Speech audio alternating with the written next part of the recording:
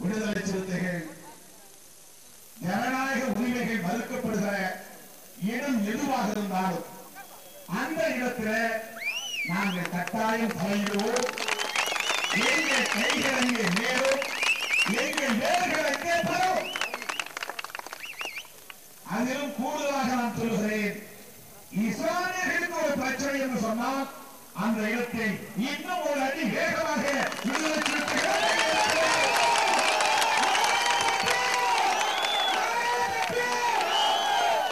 அது ஏன் என்றால் எங்களை, எங்கள் தலைமையை, எங்கள் இயக்கத்தை, விடுதலை சிறுத்தைகளை இஸ்லாமிய பெருமொழி மக்கள் நம்புகிறார்கள்.